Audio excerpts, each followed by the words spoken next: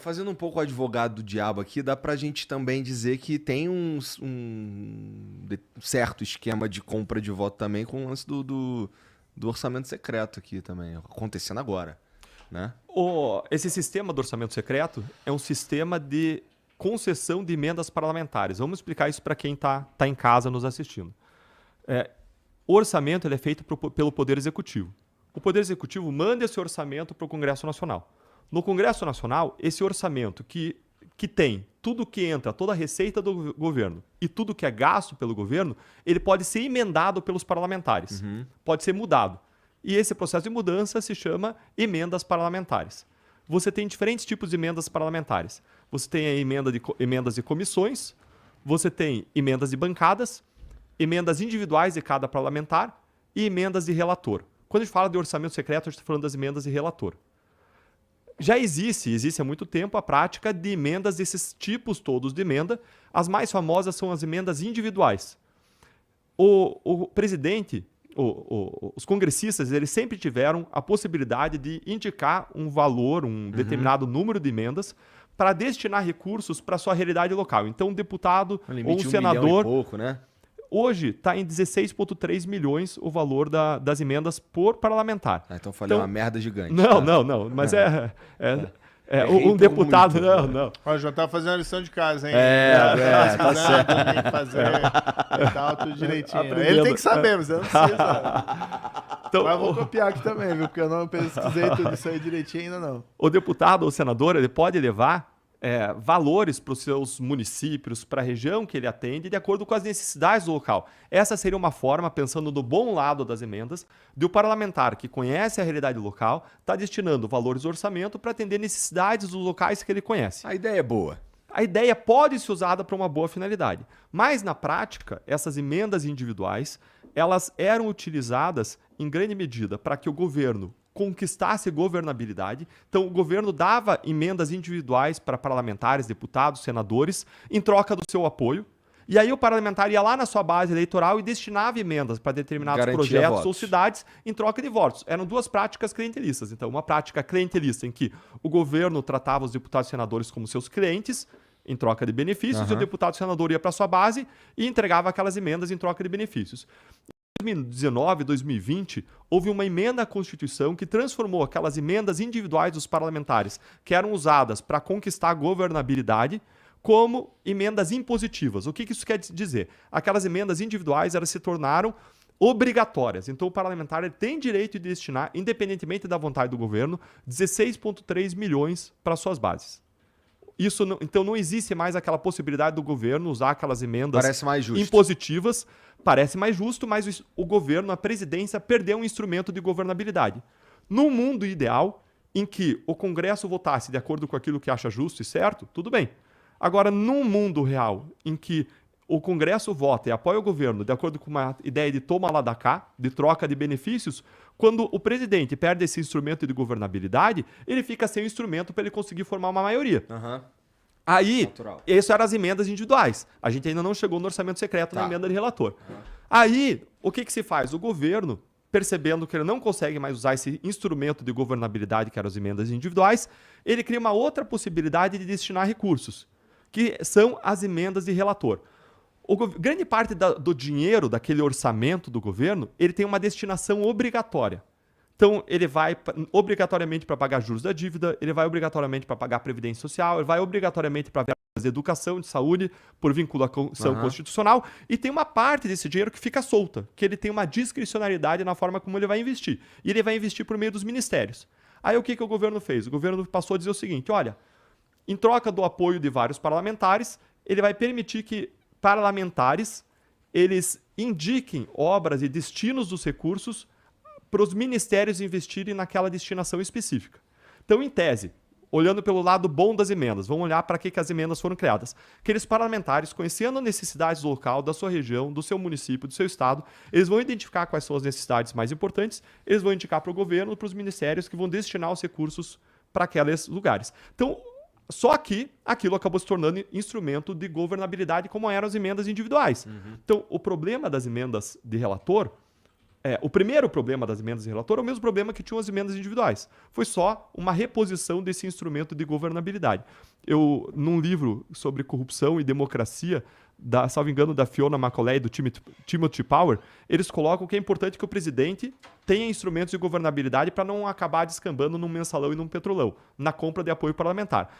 Agora, esse orçamento secreto, ele tem um problema adicional, que é a falta da transparência dos critérios pelos quais as emendas são concedidas aos parlamentares e falta de transparência sobre quais são os parlamentares que pediram indicação daquelas emendas para o destino. Segundo Tarcísio, esse segundo problema aí foi vencido. Parece que agora precisa dizer quem é. A partir de uma decisão do Supremo Tribunal Federal, é preciso dizer quem é, mas não necessariamente são indicados quem são os parlamentares. Pode indicar como um pedido de um terceiro. Não necessariamente é do parlamentar. E o governo, quando ele faz esse sistema, ele está usando a velha prática das emendas parlamentares para conquistar a governabilidade. Agora, em tese, é tudo legal, não tem nada de errado, a não ser que lá no destino, no município lá do Maranhão, no municípiozinho, exista a corrupção, mas isso o governo não controla, porque quem vai investir o recurso é o município lá do Maranhão. E esse município do Maranhão, se ele desviar recurso, pode estar conluiado com o parlamentar que indicou a destinação dos recursos. Mas essa é uma coisa que vai ser fiscalizada do mesmo modo como é fiscalizada toda a destinação de recursos no governo. Você tem uma transparência sobre para onde vai os recursos, e isso é sujeito ao escrutínio público, ao controle do Tribunal de Contas do Estado, da União. O que falta nesse orçamento secreto? O que falta, até onde eu tenho conhecimento, até onde eu consegui estudar esse assunto, é transparência sobre qual é o parlamentar que indica a emenda e transparência sobre qual o critério que o governo utilizou para alocar determinados valores e emendas em relação a determinados parlamentares. Entendi. Mas aí eu vou dizer o seguinte, eu vou acompanhar aqui a crítica. Precisa ter transparência absoluta de quem faz indicação. E o grande problema realmente é na ponta ter um desvio do dinheiro, apropriação do dinheiro pelo parlamentar, que estou colocando hipoteticamente, pelo parlamentar ou pelas pessoas beneficiadas. A gente já teve no passado a Operação Sanguessuga. O pessoal às vezes se esquece. Teve uma Operação Sanguessuga, não foi minha essa, foi uma da Justiça Federal lá atrás, em que envolvia desvio em compra de ambulâncias, né, em emendas parlamentares. Não tinha na época orçamento secreto, mas parlamentares indicavam valores para compra de ambulâncias nos municípios. Numa grande investigação, não lembro qual ano que foi exatamente, você viu que as ambulâncias não existiam, ou eram superfaturadas. Então, os instrumentos de controle devem existir. E o orçamento secreto, um grande problema dele, além dessa falta de transparência e o risco de desvio lá na ponta, tá? Que a gente também não pode dizer que é generalizado, porque só estou dizendo que pode acontecer e tem que ter investigação. O grande problema é que ele retira do governo federal a capacidade de fazer grandes investimentos, com critérios, vamos dizer assim, um pouco mais técnicos e planejados.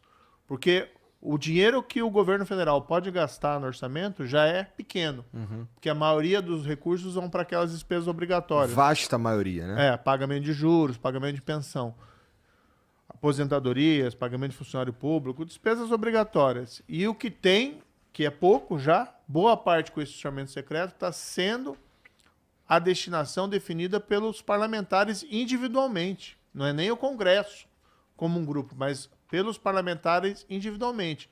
E é natural que você vá atender os seus interesses paroquiais. E às vezes tem destinações positivas. Eu já vi emendas parlamentares sendo utilizados para reformar o hospital público, para dar dinheiro para instituições de caridade, bem aplicado e bem feita a coisa. Mas você pulveriza aqueles recursos quando, às vezes, você precisa ter investimentos maiores que precisariam ser concentrados. Agora, não podemos também comparar, e essa é uma equiparação equivocada, o orçamento secreto com aquilo que foi o mensalão. Mensalão era pagamento de suborno, só suborno mesmo, para parlamentares federais darem apoio ao governo do PT. Ali não tinha nada de emenda parlamentar que poderia ser desviada. Era suborno pura e simplesmente, paga periodicamente. Não podemos também comparar o orçamento secreto com o Petrolão, que era loteamento da Petrobras para obtenção de suborno para diretores, para partidos políticos e agentes políticos. É diferente você dizer, um recurso orçamentário está indo pelo orçamento secreto sem transparência e com risco de desvio. É diferente de você dizer está sendo pago suborno diretamente a um parlamentar. Então tem uma diferença notável aí. Não estou dizendo que concordo com o orçamento secreto. Tá. Eu, como senador, não vou utilizar esses recursos. Eu acho errado, por uma questão de princípio. Tá? Tanto porque eu acho que existe uma certa cooptação de voto e a maioria parlamentar não deve ser formada dessa maneira, tem que ser por princípio, por projeto. E do outro lado, esses riscos também desvio, embora uma emenda parlamentar minha, eu teria o instrumento de cobrança para evitar qualquer espécie de desvio. Então eu sou contra o orçamento secreto, mas não pode equiparar mensalão e petrolão, que são casos puro e simples de suborno, com uma possibilidade de desvio de recursos mediante orçamento secreto. Eu concordo totalmente com o Sérgio e complemento. O mensalão não era só pagamento de suborno. Porque o dinheiro que era utilizado para pagar suborno, para enriquecer, para reinvestir em campanha, era o dinheiro que já vinha desviado dos cofres públicos. Eles desviavam de dois jeitos. Ou eles desviavam e vinha esse dinheiro por meio de contratos superfaturados com empresas de publicidade, que é o que era chamado de Valério Duto, ou outra parte do dinheiro era gerado a partir de empréstimos fraudulentos de bancos. Você quer ir ao banheiro, cara? Não, eu vou, mas eu pensei aí, mas eu talvez fale alguma coisa. Tá bom. Legal. Desculpa. Tá. Então, quando você olha... Não era pra falar, né? É ao vivo aqui, olha só. Não, É a número última um, número coisa dois. que eu quero é que vocês fiquem desconfortáveis. Então, Não, Igor pergunta, número 1, número 2? Então você não tem... quero saber. Então você tem, no mensalão, dinheiro desviado, dinheiro que é desviado por contratos superfaturados de publicidade, o velho duto, ou dinheiro que já é fruto de pagamentos de propinas por meio de empréstimos fraudulentos de bancos, que geram um grande recurso, mas que já é recurso que tem origem criminosa. E aí você tem 3 destinos espúrios. O primeiro destino, a compra de votos, era o mensalão. Você tem o segundo destino, gente botando dinheiro no bolso, o enriquecimento ilícito. E você tem um terceiro destino, o financiamento de caras campanhas eleitorais dentro de um projeto de perpetuação de poder. Então, isso é um esquema criminoso, fraudulento, um ataque à democracia, uma subversão da democracia. Quando você está falando de orçamento secreto, você está falando de um mecanismo usado dentro da lei para governabilidade que pode e deve ser aperfeiçoado por meio de transparência e de controles. E eu estou totalmente com o Sérgio. Deve ser suprimido. A minha opinião é o seguinte, o que a gente precisa fazer nesse país também é uma reforma política, para que a gente tenha no Congresso maioria, decisão política. Por exemplo, partido X e partido Y apoiam ou são oposição ao governo. Precisa ter voto distrital, acho importante, né, para corrigir uma grave distorção. E eu acho que o orçamento secreto, Deltan, na minha opinião, tem um problema em si, que é você transferir um volume enorme de dinheiro para a decisão de alocação pelos parlamentares individualmente, o que você quebra um pouco a racionalidade, além dessa história da cooptação. E também acho assim, se tiver desvio na ponta, estava até tendo uma investigação da PF e tal, etc. Sim. Né? E não estou dizendo que é generalizado, não tem como fazer esse juízo de afirmação, mas se tem desvio na ponta, tem que ser punido. Bandido é bandido. Seja do mensalão, seja do petrolão, ou seja, eventualmente, quem se apropriar de recursos de emendas parlamentares, seja do orçamento secreto ou de qualquer outro sistema. Bandido tem que ser preso.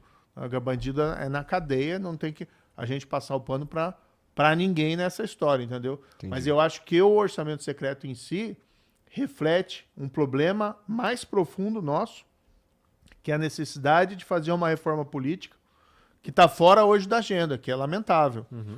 Eu vi até algo que me chamou a atenção, eu tô entrando na política agora, entendeu? Tem coisa que você vai aprendendo e tal.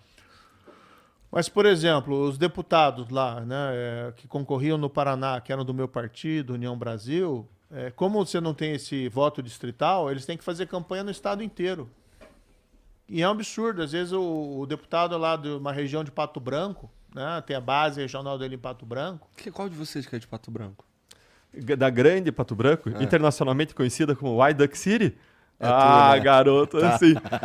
Eu posso fazer só. Eu sei que antes de você continuar, só para. Quer falar de só Pato pra, Branco. Falar bem de Pato Branco, falar bem. Exatamente. Olha, Mas só agora... para complementar, Sérgio, dizendo que eu não discordo, não, eu concordo com o que você disse. Eu complemento em 2 pontos muito rapidamente. Primeiro, essa crítica que se faz em relação ao orçamento secreto, ela vale também para as emendas individuais. você tira da mão do gestor público, que tem que fazer política pública em cima de evidência e que conhece os dados de saúde de todo o Estado, a possibilidade de gerir recursos públicos, tira da mão dele e distribui para uma série de deputados e senadores que não necessariamente vão gerir de acordo com política pública em cima de evidência e vão levar para a sua base para fazer clientelismo. Agora, essa é a primeira complementação que eu queria fazer. Segunda complementação, ou seja, a primeira esse problema existe não só para o orçamento secreto, esse problema existe também para emendas individuais. Tá. A segunda complementação que eu queria fazer Rapaz, esqueci. Ele quer fazer... Na verdade, tudo era um subterfúgio para fazer de Pato Branco. Na verdade, eu tava falando, queria dar o exemplo. Vai voltar já. Relaxa que acontece comigo pra caralho também. Vai voltar já. O exemplo nem era dele. Tem um deputado que foi eleito, deputado estadual, Luzinho Guerra, lá de Pato Branco, um político que tem tido uma carreira brilhante, foi reeleito agora, um íntegro, honesto e muito competente, tá? Mas eu via, por exemplo, ele ter que fazer campanha. Ele é de Pato Branco, da região dele, tinha muito voto lá. Mas para você ser eleito no Paraná, daí você tinha que fazer campanha em todas as cidades, tinha que fazer lá no Noroeste, 300 km de distância. Isso encarece as campanhas e, o que é pior, gera uma concorrência dentro do próprio partido. Porque os deputados, os candidatos do União Brasil, que é o meu partido, para deputado federal, como nenhum deles tem uma área específica de atuação, né, que eles podem colher voto em todo o estado, na prática eles estão competindo um contra o outro. Então você tem uma falta de racionalidade do sistema, que poderia ser corrigido com o voto distrital. Quão longe a gente está de uma reforma como essa, cara? Ele tem que voltar para a agenda, né? Tem que voltar para a agenda política, agenda pública. O fim da reeleição é importante. O fim do foro privilegiado. Não é porque eu fui eleito senador agora que eu vou defender privilégio de político, não. Tem que acabar com o foro privilegiado. É um benefício que não se justifica, é uma blindagem para gente que faz coisa errada. E é uma afronta, na minha opinião, Igor, ao cidadão comum. Que o cidadão comum não entende isso. Por que o político só pode ser processado lá no STF e quando quer o Procurador-Geral da República? E se não quiser? E se o Supremo não fazer lá o seu trabalho? Né? Tem que ser todo mundo ser tratado igual. Então preciso, voto distrital, fim de reeleição, fim do foro privilegiado, e aí já entrando na pauta de combate à corrupção, prisão em segunda instância. A gente precisa voltar a ter uma agenda ambiciosa de reformas para o país, reforma tributária, reforma administrativa, precisa fazer as coisas funcionarem nesse país. Né? Quanto tempo que a gente está nessa história aí que o Brasil é o país do futuro e esse futuro nunca chega, né?